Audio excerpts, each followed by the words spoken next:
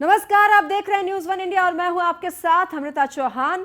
बढ़ते हैं आगे। आज भारतीय वायुसेना की 89वीं वर्षगांठ मनाई जा रही है। 89 साल पहले आज ही के दिन 8 अक्टूबर 1932 को भारतीय वायुसेना की स्थापना हुई थी। गाजियाबाद के हिंडन एयरबेस पर वायुसेना को बड़ी धूमधाम के साथ मनाया जा रहा है। आज हिंडन एयरबेस पर देश के पुराने और अत्याधुनिक विमानों के साथ भारतीय वायुसेना के जवान हैरत अंगेज करतब करते हुए नजर आ रहे हैं और अपने शौर्य का परिचय भी देते। आज के दिन, इसी दिन को मनाए जाने का उद्देश्य भारतीय वायुसेना के प्रति लोगों में जागरूकता और देश की हवाई सीमाओं की सुरक्षा के लिए भारतीय वायुसेना की प्रतिबद्धता को दर्शाना है। भारतीय वायुसेना का स्थापना दिवस आज है और आपको बता दें कि आज ही के दिन स्थापना हुई थी। वायुसेना का 89वां स्थापना दिवस है। 8 अक्टूबर 1932 को स्थापना हुई थी और आज ही दिखाने की ये कोशिश की जाती है कि भारतीय वायुसेना कितना ताकतवर है।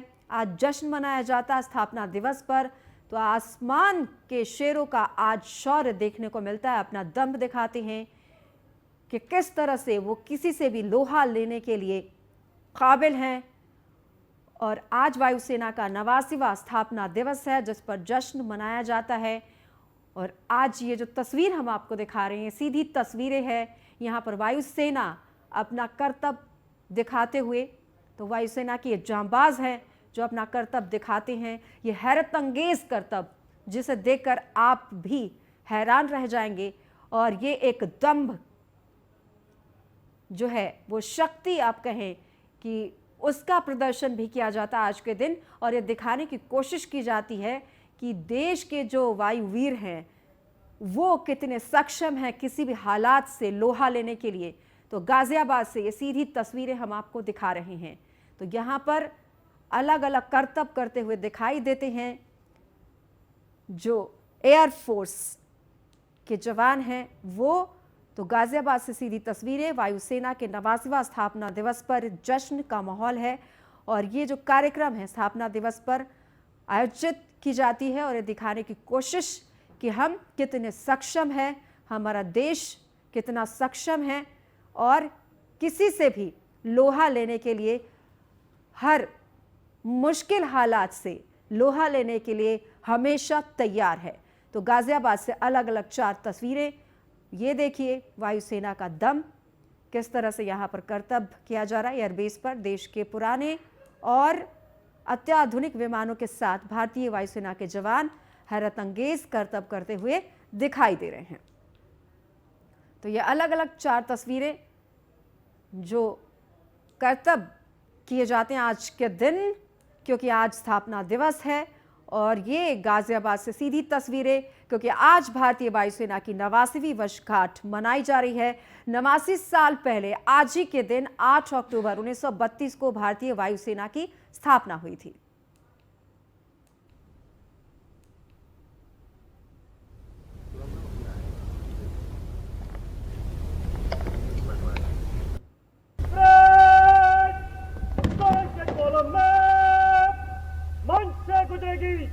नंबर 1 स्क्वाड्रन आगे फ्रंट फुट शॉट लेफ्ट निशान बदल के बाद बंद।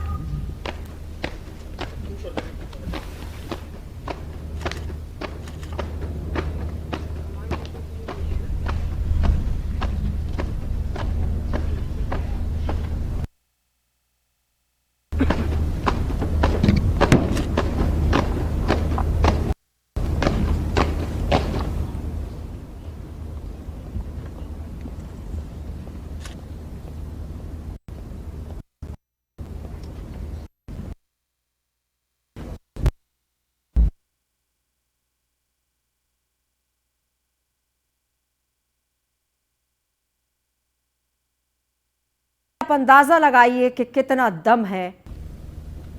ये वायुसेना के 89वां स्थापना दिवस पर ये जो कार्यक्रम आयोजित किया गया है उसकी ये तस्वीरें, सीधी तस्वीरें गाजियाबाद से हम आपको दिखा रहे हैं।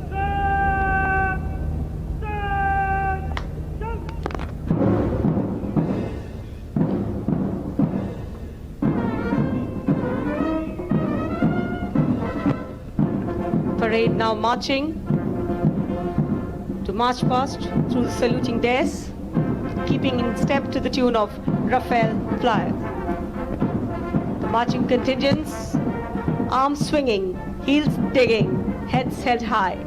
Proud of their blue Air Force uniform, heritage and motto, Nabha Sprisham Deeptam, or touch the sky with glory.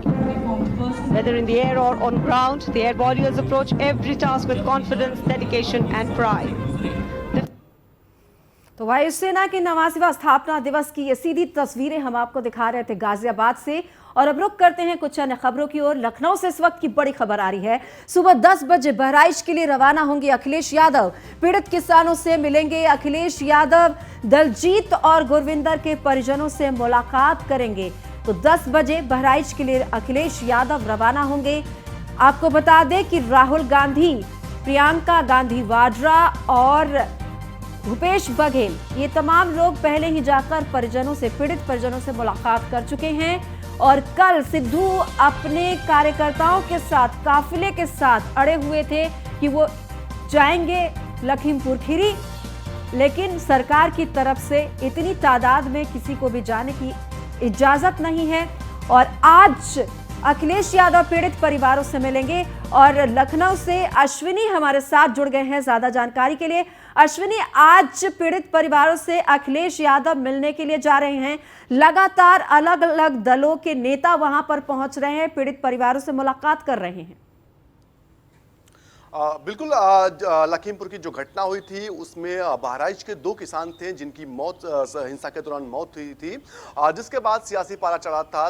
पहले प्रियंका गांधी और अखिलेश यादव जो हैं वो लखीमपुर गए थे, वहां पर जो उससे पीड़ित लोग थे उनसे मुलाकात की थी। और आज अखिलेश यादव का जो दौरा है बहराइच का, निश्चित तौर पर उस दौरान जो 2 किसान वहां के थे उनके घरों पर जाएंगे, उनसे मुलाकात करेंगे, उनको सांत्वना देंगे। निश्चित तौर पर जिस तरह से देखा सियासी घमासान मचा हुआ है पूरी घटनाक्रम को लेकर के, क्योंकि घटना तो बड़ी थी, साथ ही साथ 2022 चुनाव को लेकर के राजनीतिक पार्टियां सरकार को जमकर घेर रही हैं, किसी भी तरीके से छोड़ने की कोशिश नहीं कर रही हैं। क्योंकि सरकार, हालांकि सरकार ने जो भी मांगे थे किसानों की, चाहे वो मुआवजे की मांग हो, चाहे वो नौकरी की मांग हो, जो मंत्री का बेटा है उस पर FIR की मांग हो, तमाम जो मांगे थी उनको पूरा कर दिया। लेकिन सबके बावजूद भी चाहे वो कांग्रेस पार्टी हो, समाजवादी पार्टी हो या आम आदमी पार्टी हो, लगातार सरकार को घेरने की कोशिश कर रही है। जी अश्विनी, खास बात यह है कि सरकार की तरफ से यह कहा गया है कि चूंकि शांति व्यवस्था को कायम रखने के लिए धारा 144 लगाई गई है, तो यहां पर 5 से ज्यादा लोग नहीं जा सकते हैं। हालांकि राहुल गांधी ने नियमों का पालन किया और वो 5 लोगों के साथ वहां गए, लेकिन कल सिद्धू अपने काफिले के साथ जाने की जिद पर अड़े हुए थे और धक्का मुक्की हो रही थी। आपने देखा सहारनपुर की जो तस्वीरें थी वाकई चौंकाने वाली थी। आज अखिलेश यादव किस प्लानिंग से जा रहे हैं? बिल्कुल, अगर बात करें जो पूरा घटनाक्रम रहा उसमें सांत्वना कम, सियासी ड्रामा ज्यादा नजर आ रहा है। हालांकि अगर राहुल गांधी की बात करें तो वाकई उन्होंने जो प्रोटोकॉल गवर्नमेंट की ओर से था उसका पालन किया। 5 लोगों की परमिशन थी, इसके बाद उन्होंने परमिशन एक व्यक्ति की ओर मांगी। इसका 6 कुल लोग लखीमपुर गए थे और वहां जो पीड़ित परिवार था उनसे मुलाकात की। हालांकि जब कल प्रियंका गांधी हमें जा रही थी बहराइच, उस दौरान उनके साथ काफिला था, काफिले को पहले रोक दिया गया, काफिले को शहीद पथ लखनऊ क्रॉस करते रोक दिया गया। उनसे कहा गया कि आप अकेले जाइए और जो आपके 5 लोगों से ऊपर नहीं जा सकते। इसके बाद नसीमुल सिद्दीकी समेत कुल 4 लोग बहराइच गए थे और किसानों से बात की थी। आज का भी कुछ ऐसे रहने वाला है। हालांकि अखिलेश यादव जो हैं वो आज जाएंगे, लेकिन उनके साथ क्या भीड़ रहती है, कौन कौन रहता है, देखने वाला होगा। लेकिन प्रशासन चाहे वो लखनऊ का हो, चाहे वो बहराइच का हो या बीच के अन्य जो जिले पड़ते हैं, पूरी तरह अलर्ट है, पूरी तरह से कि किसी भी कीमत पर चाहे वो सपा कार्यकर्ता हो, नेता हो, उनको बहराइच के के अंदर प्रवेश नहीं मिलेगा। जो स्थानीय नेता हैं उनको भी पूरी कार्यक्रम से दूर रखा जाए। जिस दौरान मुलाकात रहेगी उस दौरान 2 किलोमीटर के एरिया में कोई भी कार्यकर्ता नहीं नजर नहीं आएगा निश्चित तौर पर, क्योंकि 144 लगी हुई है। साथ ही साथ जो इतना मामला गंभीर हो चुका है कि इसमें सियासत अगर जरा सी भी होती है तो कहीं ना कहीं अश्विनी, खास बात यह है कि आगामी विधानसभा चुनाव नजदीक है और विपक्ष को मुद्दा नहीं मिल रहा था। बैठे बिठाए एक बड़ा मुद्दा उनको मिला है और सभी दल जो भी हैं वो इस मुद्दे को भुनाने की कोशिश में लगे हैं। और जैसे ही अखिलेश यादव की प्लानिंग है वहां जाने की, तो उनकी पूरी कोशिश होगी कि ज्यादा से ज्यादा कार्यकर्ता वहां जमा हो और इस पर सियासत हो। ये पूरी कोशिश, मुझे लगता है ऐसा। अखिलेश यादव लखनऊ से जिस दिन लखीमपुर जा रहे थे उनको रोका गया था। उस दौरान देखा गया कि धारा 144 उत्तर प्रदेश की राजधानी लगी हुई थी, लेकिन सबके बावजूद भी बड़ी संख्या में, भारी तादाद में सपा कार्यकर्ता अखिलेश यादव घर के बाहर इकट्ठे हुए थे। निश्चित तौर पर अगर ऐसा होता है तो पुलिस की तरफ से भी तैयारी की गई है कि उन पर कार्रवाई की जाएगी। जो भी कार्यकर्ता होंगे उन पर कार्रवाई होगी। साथ ही साथ अखिलेश यादव अगर बात नहीं मानते हैं तो उन पर भी कार्रवाई होगी। हालांकि ये तो राजनीति से हटके भी सोचने वाली बात है। अश्विनी, विक्रमादित्य मार्ग पर भी पहले से उनको घर के अंदर बोला गया था रहें, अब बाहर ना निकले क्योंकि शांति व्यवस्था बनाए रखना है। उसके बावजूद भी वो घर से बाहर निकले थे और काफी संख्या में उनके घर के बाहर जो सपा के कार्यकर्ता थे वो जमा हो गए थे। तो आपको नहीं लगता कि आज भी कुछ इसी तरह की स्थिति बन सकती है? बिल्कुल, मैंने पहले ही कहा कि ये सियासी ड्रामा ज्यादा हो रहा, सांत्वना कम हो रही। क्योंकि जब अखिलेश यादव निकले उनका समय जो मुकर्रर था सुबह 8 बजे का था, लेकिन वो 8 बजे ना निकल के 10 बजे के बाहर निकले, जब उनके घर के बाहर भारी संख्या में कार्यकर्ता इकट्ठे। अब सोचने वाली बात होगी कि अगर किसी नेता को जाना होता है तो अकेले जा सकता था, वो जाता, संघर्ष करता, पुलिस से बात करता, लेकिन ऐसा अखिलेश यादव ने नहीं किया था। अखिलेश यादव ने अपने कार्यकर्ताओं का इंतजार किया, एक हुजूम इकट्ठा होने तक का इंतजार किया कि हुजूम इकट्ठा होता, उसके बाद कुल मिलाकर आप देखने वाली बात यह होगी कि आज उनकी रणनीति क्या रहती है। आप हमारे साथ बने रहिए, फिर से आपके पास हम लौट कर आएंगे अश्विनी। तो बढ़ते हैं आगे। पंजाब कांग्रेस के नेता नवजोत सिंह सिद्धू का काफिला आज लखीमपुर खीरी पहुंचेगा। हालांकि रास्ते में सहारनपुर के पास उनके काफिले को रोक दिया गया था, जिसके बाद कांग्रेस कार्यकर्ता और पुलिस में नोकझोंक भी हुई। हालांकि कुछ देर बाद प्रशासन ने उन्हें लखीमपुर खीरी जाने की इजाजत दे दी थी। आज नवजोत सिंह सिद्धू समेत कई कांग्रेस नेता हिंसा में मारे गए किसानों के परिजनों से मुलाकात करेंगे और अश्विनी लगातार हमारे साथ बने हुए हैं इस मुद्दे पर बातचीत करने के लिए। अश्विनी, नवजोत सिंह सिद्धू के काफिले को कल रोका गया था, काफी देर की नोकझोंक के बाद इजाजत भी दी गई थी। क्या माना जाए, आज वो फिर से लखीमपुर खीरी जाने वाले हैं, किस तरह की स्थिति देखने को मिलेगी आज? बिल्कुल, अगर सिद्धू की बात करें तो सिद्धू का जो कल रवैया रहा गैर जिम्मेदाराना रहा, क्योंकि सरकार ने स्पष्ट किया है कि किसी भी तरह से कानून व्यवस्था नहीं बिगड़नी चाहिए। देखा गया 8 लोगों की जान चलेगी। अब इसमें सियासत अगर होती है तो निश्चित तौर पर माहौल बिगड़ सकता है। ऐसे में साफ तौर पर कहा गया कि अब सियासी दल के जो नेता हैं वो जा सकते हैं, लेकिन जो गाइडलाइन गवर्नमेंट की है 4 या 5 लोग इससे ऊपर नहीं जा सकते। लेकिन सिद्धू जब निकले थे तो एक बड़ा काफिला लेकर निकले थे। सहारनपुर में उनको रोका गया, काफी नोकझोंक हुई, पुलिस से नोकझोंक की। हालांकि सरकार ने परमिशन दी है कि 4 से 5 लोग ही लखीमपुर जाइए, आप मुलाकात करिए, लेकिन मुलाकात से ज्यादा इसमें नौटंकी नजर आ रही है। क्योंकि अगर मिलना है तो व्यक्ति जाकर के आराम से मिल सकता है, सांत्वना दे सकता है, लेकिन क्या जरूरत है कि गाड़ियों का काफिला पीछा हो, पीछे उनके हजारों की भीड़ हो, यह संभव नहीं है। वहां का माहौल पहले से इतना खराब है। लखीमपुर अश्विनी, इस वक्त हमारे साथ लखीमपुर खीरी से भी संवाददाता अवध जुड़े हुए हैं। अवध, लगातार राजनीतिक दल वहां पर पहुंच रहे हैं, आज अखिलेश भी जाएंगे, आज सिद्धू भी जाएंगे। वहां पर प्रशासन की तरफ से क्या कुछ एहतियात के तौर पर तैयारियां की गई हैं? 23 तारीख से लखीमपुर खीरी जो है और सियासत का अखाड़ा बना हुआ है। हर राजनीतिक दल लखीमपुर खीरी आने के लिए बेताब है। ऐसे में कल अखिलेश यादव ने जो मृतक किसान है उनके परिजनों से मुलाकात की और आज जो पंजाब के कांग्रेस के प्रदेश अध्यक्ष है नवजोत सिंह सिद्धू लखीमपुर आने वाले हैं। ऐसे में लखीमपुर जो वीआईपी मूवमेंट बना हुआ है, जिसके लेकर पुलिस प्रशासन बेहद चौकन्ना हुआ है। आरपीएफ और पीएससी की कई टुकड़ियां लगाई गई हैं जो हालात जो और माहौल को शांत बनाए रख के इसके लिए प्रशासन बेहद चौकन्ना हुआ है। लेकिन सबसे देखने वाली बात यह है कि जब कांग्रेस के राहुल गांधी और प्रियंका गांधी जब लखीमपुर खीरी में आकर परिजनों से मुलाकात कर जाते हैं, तो आखिरकार ये बार बार माहौल खराब करने या माहौल को बिगाड़ने की जिम्मेदारी कांग्रेस द्वारा क्यों की जा रही है? जी अवध, आपके पास हम लौट कर आएंगे, आप हमारे साथ बने रहिए। अश्विनी, आपका बहुत बहुत धन्यवाद इस तमाम जानकारी के लिए। बढ़ते आगे, इस वक्त लखनऊ से बड़ी खबर आ रही है। कल राजधानी लखनऊ पहुंचेगा शिरोमणि अकाली दल का डेलीगेशन। लखीमपुर हिंसा के पीड़ित परिजनों से एसएडी यानी सैड के नेता मुलाकात करेंगे। शिरोमणि अकाली दल के ये नेता हैं जिनका डेलीगेशन यहां पर पहुंचेगा और मुलाकात करेगा पीड़ित परिवार से। एयरपोर्ट से सीधे लखीमपुर के लिए रवाना होगा डेलीगेशन। तो आपको बता दें, शिरोमणि अकाली दल जो पंजाब की पार्टी है और यही पार्टी एक डेलीगेशन बनाकर पहुंचने वाली है और पीड़ित परिजनों से मुलाकात करेगी यही डेलीगेशन। लखीमपुर खीरी में इंटरनेट सेवा बहाल कर दी गई है। हिंसा के बाद बंद कर दिया गया था इंटरनेट सेवा। सुरक्षा के लिहाज से प्रशासन ने यह कदम उठाया था। आपको बता दें कि लखीमपुर खीरी में जो हिंसा हुई थी वहां पर शांति बहाल करने के तहत प्रशासन ने यह कदम उठाया था। इंटरनेट सेवा बंद कर दी गई थी ताकि यहां पर माहौल खराब न हो और इसी वजह से यहां पर नेट बंद किया गया था और अब नेट को बहाल कर दिया गया है। अवध लगातार संवाददाता हमारे साथ बने हुए हैं। अवध, अब इंटरनेट सेवा है वो बहाल कर दी गई है। जी, लगातार चार दिनों से घटना के बाद तत्काल बाद जो इंटरनेट सेवा थी वो बंद कर दी गई थी। चूंकि प्रशासन को ऐसा अंदेशा था, शासन को ऐसा अंदेशा था कि यदि इंटरनेट सेवा यानी खुली रहेगी तो लोग तरह तरह के वीडियो वायरल करेंगे, जिससे हिंसा में जो ये घी डालने का काम, आग में घी डालने का काम होगा। इसलिए इंटरनेट सेवा बंद कर दी गई। हालांकि तमाम तरीके से इस इंटरनेट सेवा बंद होने से तमाम तरीके की दिक्कतें लोगों को उठानी पड़ी। उनका यानी जो पेमेंट था नहीं हो पाया, बच्चों की फीस नहीं जमा हो पाई। लेकिन फिलहाल जो शांति व्यवस्था बनाए के रखने के लिए ये काम जरूरी था, जिसको प्रशासन ने किया था। और बीती देर रात से जी अवध, आपका बहुत बहुत धन्यवाद इस तमाम जानकारी के लिए। तो आपको बता दें कि हिंसा के बाद इंटरनेट एहतियात के तौर पे बंद किया गया था लखीमपुर खीरी में और अब इंटरनेट सेवा बहाल कर दी गई है।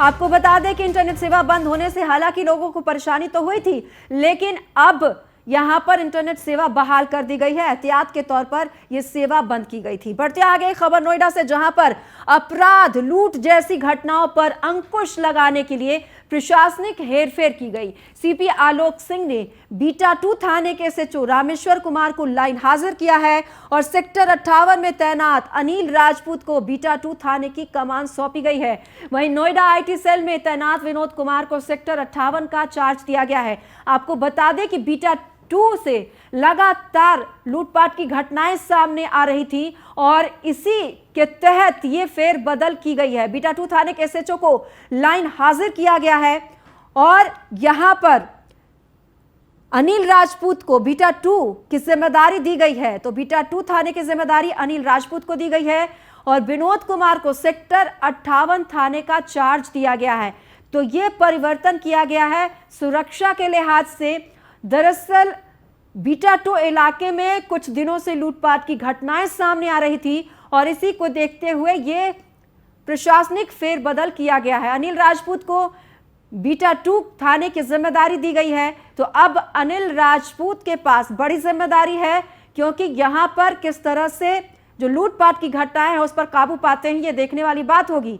तो अपराध पर अंकुश लगाने के लिए प्रशासनिक फेरबदल किए गए हैं। बीटा 2 थाने के एसएचओ जो पहले थे उनको लाइन हाजिर कर दिया गया है और अनिल राजपूत को बीटा 2 थाने की जिम्मेदारी दी गई है। और bureau chief Nishant Sharma phone line पर ज्यादा जानकारी के लिए जुड़ गए। निशांत, आए दिन बीटा 2 से घटनाएं सामने आ रही थी लूटपाट की, क्या इसी को देखते हुए फैसला लिया गया है? अमृता, बिल्कुल। देखिए, सीपी आलोक सिंह की बड़ी कार्रवाई देखने को मिली है। जिस तरीके से थाना बीटा 2 क्षेत्र के अंदर लगातार घटनाएं हो रही थी, लूट की घटनाएं हो रही थी, चोरी की डकैती की ऐसी घटना हो रही थी, बदमाशों के हौसले बुलंद हो रहे थे, जिसको देखते हुए सीपी आलोक सिंह ने कार्रवाई की है। सच्चों को लाइन हाजिर कर दिया रामेश्वर को। उनकी जगह जो तेज तर्रार एसओ है गौतम बुद्ध नगर के सेक्टर 58 थाने में तैनात जो है अनिल राजपूत, उनको वहां पर तैनात किया गया है। और कहीं ना कहीं सीपी आलोक सिंह ने यह अहम फैसला लिया है, क्योंकि लगातार जो अब से पहले सेक्टर 58 थाना प्रभारी जो अनिल राजपूत मौजूद रहने के बाद तमाम कई घटनाओं को अनावरण किया था, कई खुलासे किए थे, जिसके बाद उनको सेक्टर बीटा 2 थाने का चार्ज दिया गया है। जिसके देखते हुए थाना 58 का चार्ज विनोद कुमार सिंह को, जो आईटी सेल के प्रभारी थे, उनको दिया गया है। तो कहीं ना कहीं सीपी आलोक सिंह के नेतृत्व में ये बड़ी कार्रवाई देखने को मिली है। जी निशांत, बहुत बहुत धन्यवाद आपका इस तमाम जानकारी के लिए। फिलहाल इस बुलेटिन में इतना ही। नमस्कार।